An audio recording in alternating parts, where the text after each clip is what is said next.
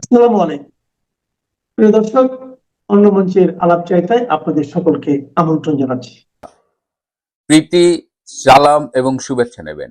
আবু সাইদের মৃত্যু রহস্য জানতে হলে আমাদের আবু সাইদের ডেড বডি আবার উঠিয়ে প্রয়োজনে আবার পোস্টমর্টেম করতে হবে।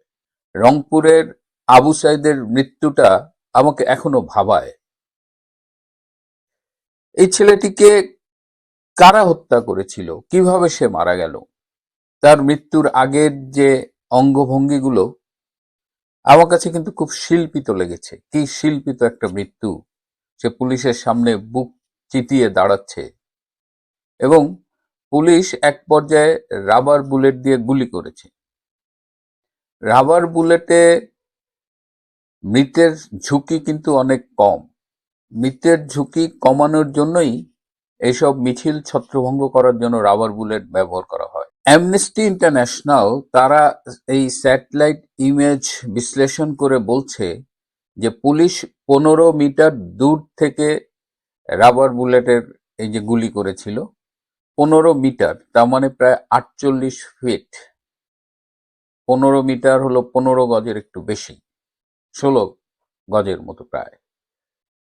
তো এত দূর থেকে রাবার বুলেটের গুলি তার বুকে লেগেছে। তার পরের একটি ভিডিওতে পরবর্তীতে আমরা দেখি যে আবু সাইদের মাথার পেছনে ঠিক এই জায়গাটায়, বাম পাশের এই জায়গাটায় ক্ষত এবং সেখান থেকে কিছুটা মানে রক্তাক্ত ক্ষত। তাহলে আবু সাইদের মৃত্যুটা কিভাবে হলো এটা নিয়ে আমরা কিন্তু পর্যাপ্ত মনোযোগ দেইনি। আমরা অনেক বেশি আগ্রহী ছিলাম আবু সাইদের মৃত্যুর রাজনীতিকরণ নিয়ে। শোনা যায় যে আবু সাইদ ইসলামী ছাত্র শিবিরের একজন ক্যাডার ছিলেন এবং অনেকেই বলেন যে এই মেটিকুলাসলি ডিজাইনড এই যে আন্দোলন, সরকার পতনের একটা জাতীয় আন্তর্জাতিক ষড়যন্ত্রের আন্দোলন, সেখানে আত্মাহুতি দেওয়ার জন্য আবু সাইদকে শিবির তৈরি করেছিল। এটা অসম্ভব কিছু নয়। মরলে শহীদ, বাঁচলে গাজী, এ ধরনের স্লোগান আমরা শিবিরের মুখে বহুবার শুনেছি। তো শিবির যদি কাউকে আন্দোলনের স্বার্থে আত্মাহুতি দেওয়ার জন্য তৈরি করে, করতেই পারে। সেই আলোচনায় আমি আজকে যাব না। আমি এই আবু সাইদের যখন ঘটনাটা ঘটেছে দুপুরে 2-3টের দিকে হয়তো। আবু সাইদের ডেড বডিটা রংপুর মেডিকেলে কখন নিয়ে যাওয়া হলো? আবু সাইদের ডেথ সার্টিফিকেট ইস্যু করা হয়েছে এবং সেখানে যে সময় লেখা হয়েছে সেটা হলো রাত 8:05, 8:05 PM। দুপুরের একটি ঘটনা এবং আবু সাইদকে হাসপাতালে নেওয়া হয়েছিল মৃত অবস্থায়। হি ওয়াজ ব্রড ডেড। এই মাঝখানের 5-6 ঘন্টা সময় কি ঘটেছিল? আমরা যদি এই প্রশ্নটার উত্তর খুঁজে পাই তাহলে আবু সাইদের হত্যাকাণ্ডের অনেক রহস্য কিন্তু মিটে যাবে। আবু সাইদের পোস্টমর্টেম রিপোর্ট নিয়ে নানামুখী আলোচনা চলছে।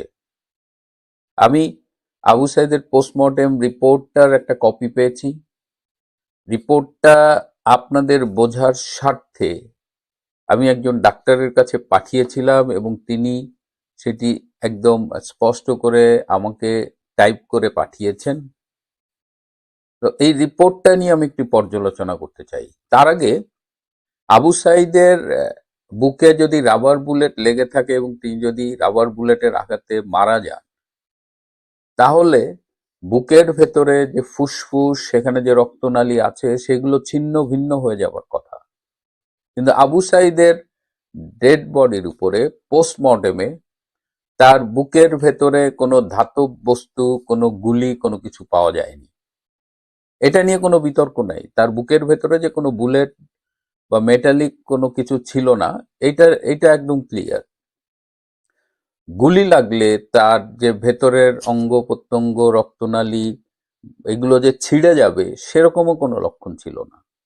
বরং ছিল তার ফুসফুস কনজেস্টেড, এবং বলা হচ্ছে এই যে ফুসফুসে যে রক্ত প্রবাহ স্বাভাবিকের চেয়ে বেশি ছিল, কনজেশন ছিল, এবং এটাকে বলা হচ্ছে যে অক্সিজেন প্রবাহ কমে যাওয়ার কারণে এই কনজেশনটা হয়েছিল, due to hypoxia, lack of oxygen. তার মানে কি, যদি বুলেট ইঞ্জুরিতে ভেতরে ছেঁড়া বেড়া হয়ে যেত, ছিন্ন ভিন্ন বিচ্ছিন্ন হয়ে যেত, তাহলে আমরা যে চিত্রটি দেখতে পেতাম সেটি আমরা পাইনি। তার পরিবর্তে আমরা দেখেছি যে ফুসফুসে রক্ত প্রবাহ বেড়ে গেছে এবং সেখানে অক্সিজেন স্বাভাবিকভাবে আর ছিল না। এইটা কিন্তু একটা গুরুত্বপূর্ণ ফাইন্ডিংস, এটা আমাদের মাথায় রাখতে হবে। এবার পোস্টমর্টেম রিপোর্ট থেকে আমি আরো কিছু অংশ আমি একটু পড়ে শোনাবো এবং ব্যাখ্যা করব। আপনারা বিবেচনা করবেন। এটি বুঝবার জন্য একেবারে যে বিশেষজ্ঞ হতে হবে এমন কোনো কথা নয়, আর আমি খুব সিম্পলিফাই করার চেষ্টা করছি।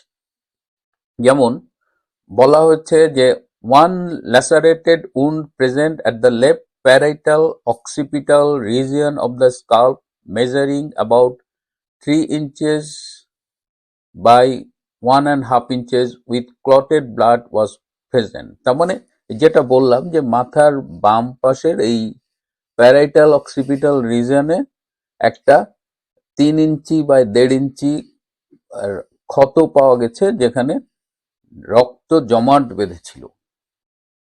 সো এইটা একটা ইম্পর্টেন্ট ফাইন্ডিংস। আরেকটা ইম্পর্টেন্ট ফাইন্ডিংস আমি আপনাদের একটু পড়ে শোনাই।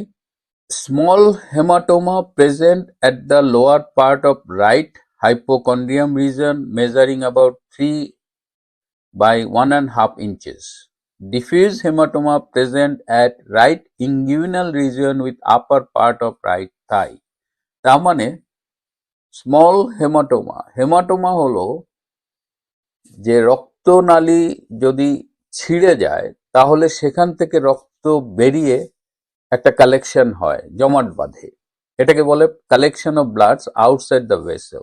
তার মানে আমি যদি এখানে ঘুষি মারি, ধরেন এখানে কোনো একটা রক্তনালী ঘুষি মেরে ফাটায় ফেললাম, তখন ওই রক্তটা বেরিয়ে বাইরে আশেপাশে ছড়ায় পড়বে এবং তখন ওখানে লাল জমাট বাঁধা দেখা যায়।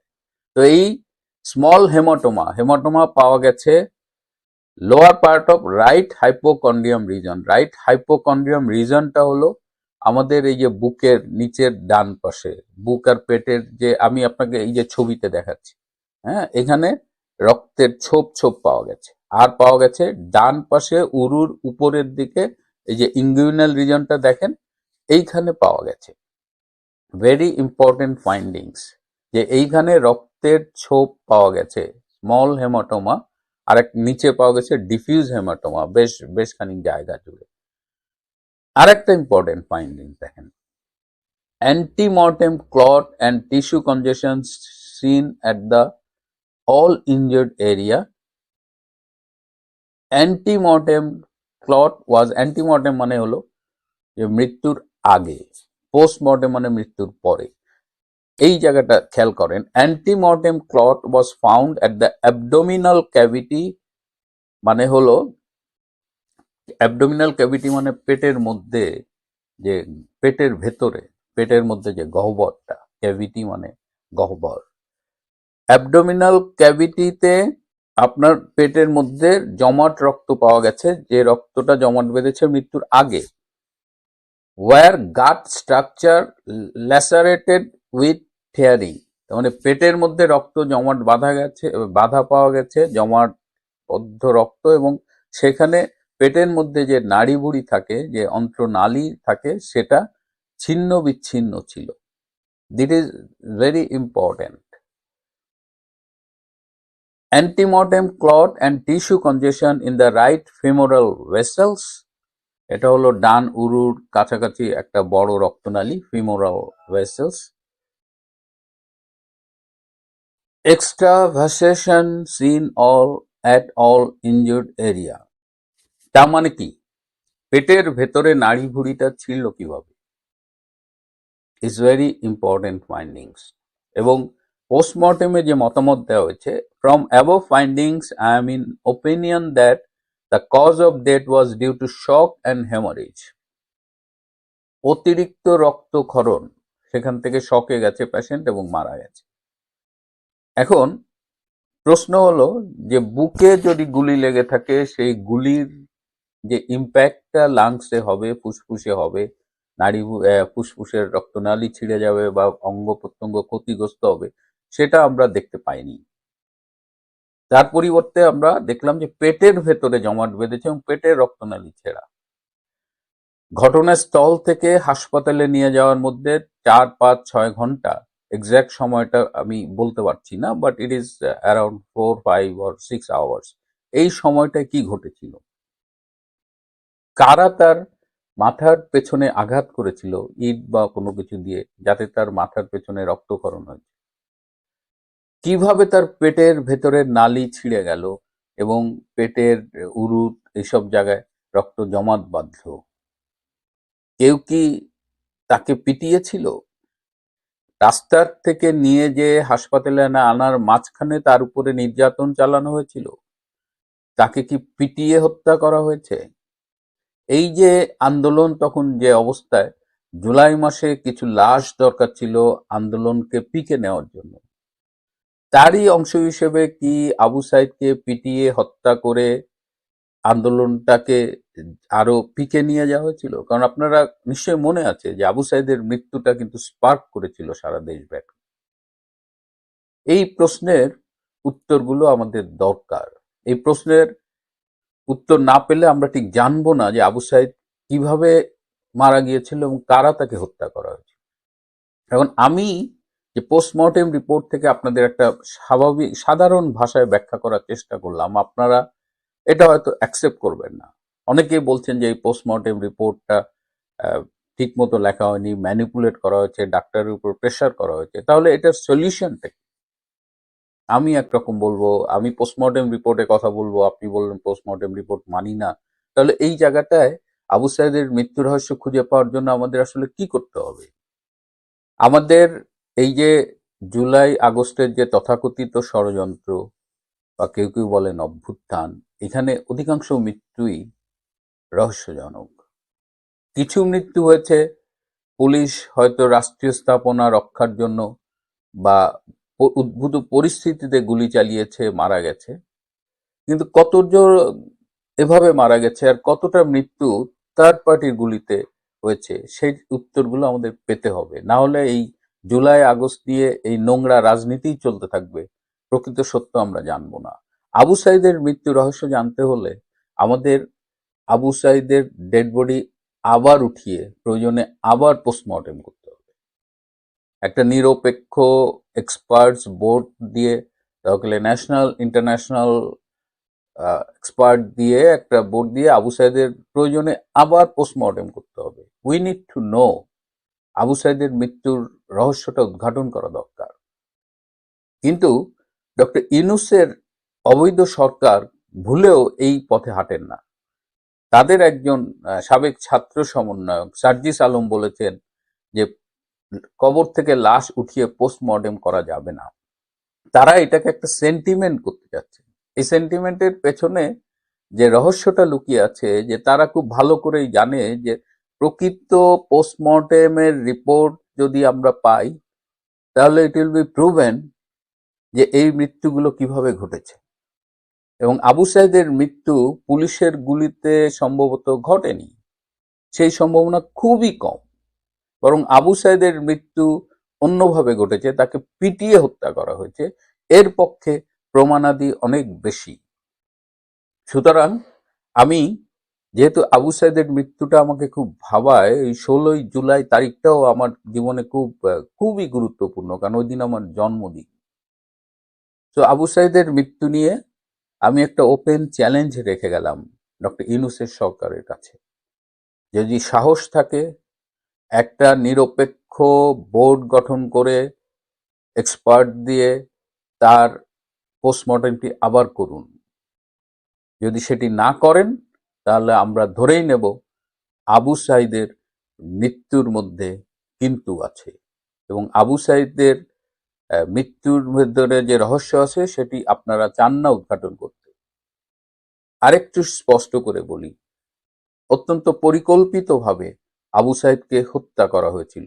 তাকে হত্যা করেছিল তার এই আন্দোলনের সহযোদ্ধারা। তাকে পিটিয়ে হত্যা করা হয়েছিল, পুলিশের গুলিতে নয়। আবু সাইদকে হত্যা করা হয়েছিল পিটিয়ে, ষড়যন্ত্রের অংশ হিসেবে। এই প্রশ্নটির উত্তর আমাদের তাই খুব জানা দরকার, আবু সাইদকে হত্যা করেছিল কারা। বিএফআইইউ এটা একটা সংস্থা, সোজা বাংলায় বললে যে অর্থ চোরা কারবারি বা অর্থ নিয়ে দুই নাম্বারি দুর্নীতি অথবা অ্যাবনর্মাল অর্থ লেনদেন টেনদেন এইসবের জন্য বাংলাদেশের একটা অর্থনৈতিক গোয়েন্দা সংস্থা আছে। পুলিশের যেরকম গোয়েন্দা সংস্থা ডিবি, সেনাবাহিনী সংক্রান্ত আছে, ডিজিএফআই, এনএসআই, এসবি আছে, এই টাইপের টাকা পয়সার যারা গড়বড় করে তাদেরকে ধরার জন্য এই সংস্থাটি ফিনান্সিয়াল ইন্টেলিজেন্স ইউনিট তারা কাজ করে এবং এরা একটা তালিকা করে। এই তালিকায় এবার ডক্টর ইউনূসের নাম, সন্দেহজনক লেনদেনে ডক্টর ইউনূসের নাম, যা বললেন বিএফআইইউ এর প্রধান, যা বলেছেন সেটা আপনারা শুনবেন। বেচারা একটু বিব্রত, তিনি আসলে ওভাবে বলেছেন বলেও বলা যায় না, তার হয়ে আরেকজন বলেছেন এবং একটু ভেবাচাকা খেয়েছেন, বিব্রত হয়েছেন কিনা মানে সঠিক একটা ব্যাখ্যা। তাই বাংলাদেশে ডক্টর মোহাম্মদ ইউনূস ব্যক্তিগতভাবে ওনার পার্সোনাল ব্যাংক অ্যাকাউন্টে বাংলাদেশে কত টাকা, এটা জানা বোঝার আমাদের এখন সামর্থ্য নাই। আর অতীতে টাকা তো নিশ্চয়ই ওনার আছে, উনি একজন সফল অর্থনীতিবিদ, অর্থনীতির মানুষের অর্থ থাকাটাই স্বাভাবিক। আর তার উপরে তিনি গ্রামীণ ব্যাংক নামে একটা প্রতিষ্ঠানের একেবারে সর্বেসর্বা এটা সৃষ্টি তিনি করেছেন। তিনি নোবেল প্রাইজ যেটা পেয়েছেন, নোবেলের পয়সা, সেটা দিয়ে তিনি কি করেছেন আমরা জানি না, হয়তো নিশ্চয়ই গোপনে কোনো জায়গায় তিনি দাতব্য দিয়েছেন। যারা দাতা মানুষ বড় মানের তারা এটা প্রকাশ করেন না। আমি বিশ্বাস করি ডক্টর ইউনূস তাই হয়তো করেছেন, যে পৃথিবীর অনেক অনেক বিখ্যাত লোবেনের যে পয়সাটা পান এটা কিন্তু অনেক টাকা, সেই টাকাটা তারা দাতব্য কাজে, সমাজ সেবা, মানবিক কাজে ব্যবহার করেন। এবং ডক্টর ইউনূস যেহেতু শান্তিতে নোবেলজয়ী মানবিক মানুষ, তিনিও নিশ্চয়ই সেরকম একটা করেছেন। তো পয়সায় তার কমতি থাকার তো কথা না, দু চার পয়সা কেন থাকবে, কোটি কোটি টাকা। এবং তার গ্রামীণ ব্যাংক ওয়ার্ল্ড ওয়াইড বিজনেস করে, তাকেও বলা হয় যে উনি নাকি নিজে বলেছেন তিনি খুব তুখুর ডিল করতে পারেন, ডোনাল্ড ট্রাম্পের সঙ্গে ডিল করতে চান। কিন্তু এই যে সন্দেহজনক লেনদেনে ইউনূসের নাম প্রশ্নবোধক, বিডি নিউজ 24 খবরটা আছে, যা বললেন বিএফআইইউ এর প্রধান অবশ্য বিব্রতকর অবস্থায় পড়েছেন। তিনিও আর শেষ পর্যন্ত বলেননি, তার হয়ে একজন বলেছেন, যা বলেছেন এটা একটা ভেবাচাকা মাত্রা কথাবার্তা। চলেন একটু খবরটা পড়ি। খবরটা হচ্ছে এরকম যে সন্দেহজনক লেনদেনে নাম এলে বাংলাদেশ ফাইন্যান্সিয়াল ইন্টেলিজেন্স ইউনিট মানে বিএফআইইউ যে কারো হিসাব এমনকি রাষ্ট্রপ্রধানেরও তাদের প্রতিবেদন থেকে বাদ দেয় না বলে দাবি করেছে সংস্থাটির প্রধান। কি বলেছে? বিএফআইইউর সন্দেহজনক লেনদেনের তালিকায় প্রধান উপদেষ্টা মোহাম্মদ ইউনূসের হিসাব অন্তর্ভুক্ত থাকা বিষয়ক এক প্রশ্নে এ কথা বলেন আর্থিক খাতের গোয়েন্দা হিসেবে পরিচিত সংস্থাটির প্রধান এএফএম শহীদুল ইসলাম। আচ্ছা, বাংলাদেশ ব্যাংকে মঙ্গলবার সংস্থাটির 2023-24 অর্থ বছরের প্রতিবেদন প্রকাশের সংবাদ সম্মেলনে গভর্নর আহসান এইচ মনসুর বক্তব্য রাখেন। তখন একজন প্রতিবেদক সাংবাদিক প্রশ্ন করেন, সাংবাদিকটা খুব দুষ্ট, আপনারা প্রায় 17,345টি সন্দেহজনক লেনদেন শনাক্ত করেছেন, মানে এই ফাইন্যান্সিয়াল ইন্টেলিজেন্স যারা তারা শনাক্ত করেছে 2023-24 অর্থ বছরের প্রতিবেদন দিয়েছেন, মানে এর আগের টার্মে ডক্টর ইউনূস প্রধান উপদেষ্টা হওয়ার আগে 2023 এবং 24-এর জুন অর্থ বছর ধরা হয় সে পর্যন্ত আপনার প্রতিবেদন দিচ্ছে। আমরা তখন শুনেছি অর্থ পাচারের সঙ্গে বর্তমান প্রধান উপদেষ্টা জড়িত, ওই সময়কার সরকার এগুলো বারবার বলতো। তাই এই সন্দেহজনক লেনদেনের মধ্যে আমাদের প্রধান উপদেষ্টার হিসাবটা অন্তর্ভুক্ত কিনা, মানে বিএফআইইউ যেই 17,345টা সন্দেহজনক লেনদেনের তালিকা দিয়েছে সেখানে ডক্টর ইউনূসের নামটা, হিসাবটা অন্তর্ভুক্ত আছে কিনা। সংবাদ সম্মেলনে গভর্নরের পাশে বসে থাকা বিএফআইইউর প্রধান শাহিনুল এই প্রশ্নের জবাব দেন। প্রশ্নের জবাবটা একটু একদম ওয়ার্ড টু ওয়ার্ড পত্রিকা তুলে ধরেছে। সেখানে বলা হচ্ছে, তিনি বলেন যে আমরা এই প্রতিবেদন গত বছরের 23-24 করেছি, তখন তো তিনি মানে মোহাম্মদ ইউনূস প্রধান উপদেষ্টা ছিলেন না। এটা যদি আমাদের নিয়মের মধ্যে থাকে যে রাষ্ট্রপ্রধানকে নিয়েও আমরা করব, এটা তো যাবে না, এ কথা তো নাই কোথাও, মানে রাষ্ট্রপ্রধান নিয়ে নাম দেয়া যাবে না, এটা কোথাও নাই। এটা তো আছেই যে কাউকে অন্তর্ভুক্ত করে প্রতিবেদন করব। প্রধান উপদেষ্টার কথাটা আমি মনে করি এখানে আপাতত না বললেই চলে, একটু বিব্রতকর। আচ্ছা, এরপর বিএফআইইউ প্রধান এ বিষয়ে আর কিছু বলেননি। তিনি ওই প্রতিবেদকের শনাক্ত হওয়া সন্দেহজনক লেনদেনের মোট আর্থিক অঙ্ক বলেননি। ওই যে 17,000 কতগুলা অ্যাকাউন্টে কত সন্দেহজনক লেনদেন, এই টোটাল অ্যামাউন্টটা বলে নাই। আচ্ছা, এরপরে কিছু স্ট্যাটিস্টিক আছে, এই স্ট্যাটিস্টিক্স গুলাতে আমরা না যাই। সংবাদ সম্মেলনে গভর্নর বলেন, আওয়ামী লীগ সরকারের সময় দেশ থেকে 18 থেকে 20 বিলিয়ন ডলার পাচার হয়েছে, তবে এসব অর্থ ফেরানো সময় সাপেক্ষ ব্যাপার। খুব ঢুল দিয়েছেন, ঢুল পিটিয়েছিলেন এই সরকার আসার পরে। যেভাবে হোক বিদেশে অর্থ আনাবে, এই অর্থ কি করা হবে সেটাও বলেছে। দেশের উন্নয়নে খরচ হবে, গরিবদের মধ্যে নেওয়া হবে, অনেকটা কমিউনিস্ট ভাবসাব, যে ধনীর ধন কেড়ে এনে গরিবের মধ্যে বিতরণ করে দেওয়া হবে, এরকম খুব বলেছেন।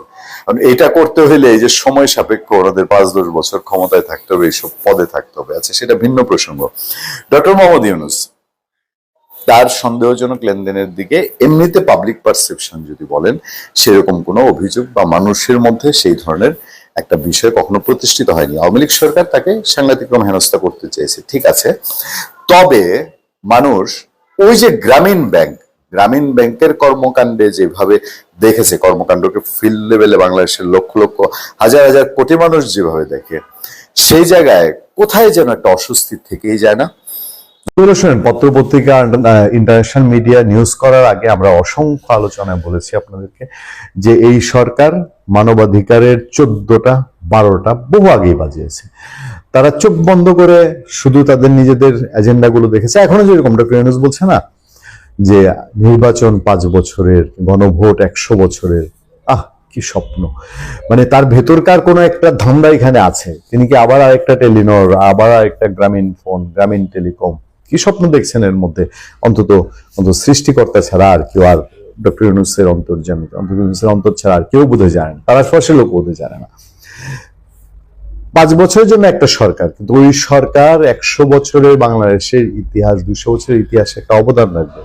শেখ হাসিনার 15 বছরের ইতিহাস, ভালো যেটা হয়েছে ভালো, মন্দ যেটা হয়েছে মন্দ, কিন্তু আগামী 100 বছর 200 পর্যন্ত এটার এফেক্ট থাকবে, ভালোটার এফেক্ট থাকবে, মন্দটার এফেক্ট থাকবে। আগামী 5 বছরের জন্য যদি বাংলাদেশে একটা খারাপ সরকার আসে, 100 বছর সেটা প্রভাব পড়বে না?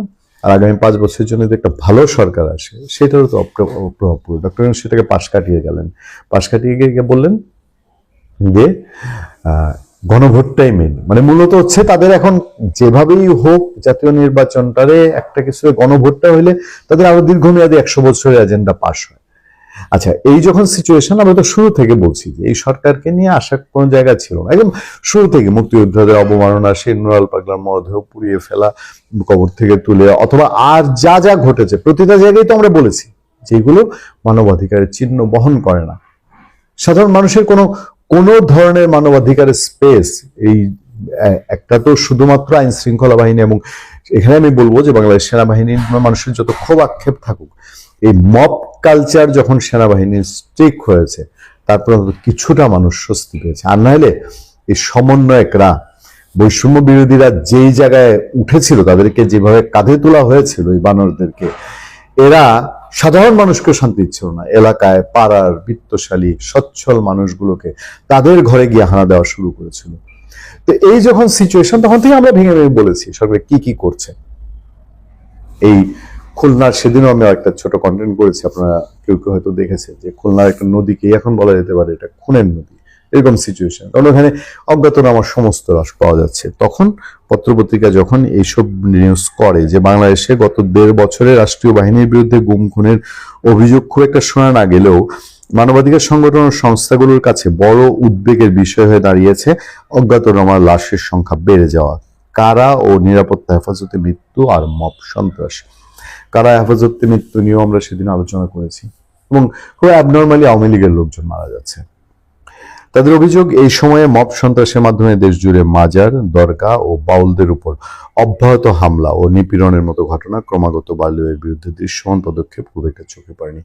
এই সরকার, আমরা যখনই সমালোচনা করছি, যখন বাউলের উপর আক্রমণ, যখন লালনের উপর আক্রমণ, যখন মাজারের উপর আক্রমণ, যখন বসন্ত উৎসব, বৈশাখী উৎসবের আক্রমণ, যখন মন্দিরের আক্রমণ, আমরা যখন বলি, সরকার মনে করে এদের বোধহয় কোনো রাজনৈতিক যোগাযোগ আছে, এদের সাথে এদের বোধহয় কোনো রাজনৈতিক এজেন্ডা আছে। কিন্তু আমরা যে সত্য এবং ন্যায়ের পক্ষে, অন্যায়ের বিরুদ্ধে কথাটা তুলে ধরি, এটা গুরুত্বই দেয় না।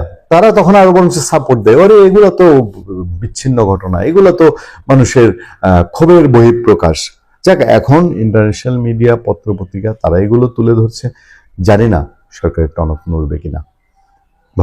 দুইটা অদ্ভুত পদত্যাগ দেখলাম দর্শক।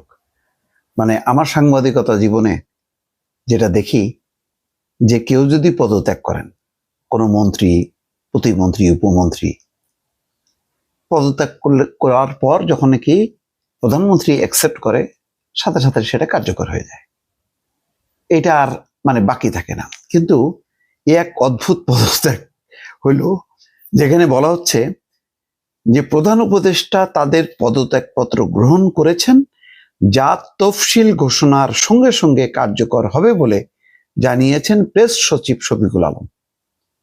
আচ্ছা, এটা হয় কোনোদিন? এই পদত্যাগের সঙ্গে এই তফসিল ঘোষণার কি সম্পর্ক আছে? মানে নির্বাচনের সাথে সম্পর্কযুক্ত কেন? আমি আজকে পদত্যাগ করছি, আমি গ্রহণ করছি, বারে এটা কার্যকর হয়ে গেল, এটাই তো হয়েছে। কিন্তু এটা কি এমন হয় যে ধরেন তফসিল কোনো কারণে কালকে হলো না, তফসিল মনে করেন নির্বাচন কমিশন কালকে সকালবেলায় সিদ্ধান্ত নিল যে না, আমরা আরো 2 দিন পরে তফসিলটা ঘোষণা করব, তাহলে কি ওই 2 দিন পরে যখন কি তফসিল ঘোষণা হবে তখন এটা কার্যকর হবে? তার মানে তফসিল কি ঘোষণা নাও হইতে পারে শেষ মুহূর্তে? তফসিল ঘোষণা হইলে পদত্যাগ হবে, আর ঘোষণা না হইলে পদত্যাগ হবে না। ভাইরে, কোথায় আমরা আছি? কোন দুনিয়াতে আমরা বসবাস করতেছি? চিন্তা করেন, আজব আজব নিয়ম বানাইতেছে, যেভাবে পারে সেইভাবে। এটা কেমনে, কোন রীতি? আপনারা বলেন, যারা মানে ধরেন অভিজ্ঞ মানুষ, রাজনীতির সাথে, সাংবাদিকতার সাথে, আইন কানুনের সাথে, এইটা হয় কোনোদিন? তফসিলের সাথে পদত্যাগের কি সম্পর্ক? পদত্যাগ তো পদত্যাগই, যে হয় প্রধান উপদেষ্টা বলছে যে বাবা তোমরা পদত্যাগ করো, তো তারা পদত্যাগ করছে, সেটা কার্যকর হয়ে যাবে। সেটার জন্য তফসিল ঘোষণার সাথে সাথে কার্যকর হবে। এটা কি ধরনের তফসিল? যদি ধরেন কোনো কারণে কালকে এমন একটা পরিস্থিতি হলো যে না, আরো 2 মাস নির্বাচন চিন্তা পরে করতেছে, সুতরাং আরো সময় আছে, তাহলে চলতে থাকবে। ওনারা বলছেন যে নির্বাচন করবে, বিশেষ করে আসিফ মাহমুদ সজীব ভুঁইয়া, তাহলে নির্বাচন করবে মানে তো এটা তো পার্ট অফ পলিটিক্স। অন্য কোন উপদেষ্টা বলছে, মানে মাহফুজ আলমের বাইরে আমি বলছি, যেমনি তারা ওই তত্ত্বাবধায়ক সরকারের উপদেষ্টারা যেমন, তারাও তেমন ভাবেই অ্যাক্ট করতেছে, তাদের মধ্যে কোনো রাজনীতির নাই। ভেতরে ভেতরে কি আছে জানি না, কিন্তু ওনাদেরটা তো অনেকটা প্রকাশ্য। তো সেইটার ব্যাপারে অনেক আগেই পদত্যাগ করলে ভালো হতো, বিতর্ক ছাড়া একটা অন্তর্বর্তী সরকার থাকতো। তারা যদি রাজনীতিতে অংশ না নিত, অর্থাৎ এনসিপির সাথে যদি সম্পর্কিত না হতো, তাহলে আসলে এটা কোনো আলোচনার বিষয় থাকতো না। অন্য 10 জন উপদেষ্টার মতন তারাও তেমন হইতো। কিন্তু তারা তো সবাই জানে, এটা প্রকাশ্য বিষয় যে তারা পার্ট অফ এনসিপি। এখন তাদের সাথে বনিবনা হয়নি। কেউ কেউ বলছেন যে আসিফ মাহমুদ সজীব ভুঁইয়া নাকি গণ অধিকার পরিষদে যাবে, যাইতে পারে। মাহফুজ আলম আরেক দিকে যাবে, কিন্তু যাবে তো। কিন্তু তার জন্য পদত্যাগটা আটকে যাবে কেন? তফসিলের জন্য পদত্যাগ আটকে যাবে কেন?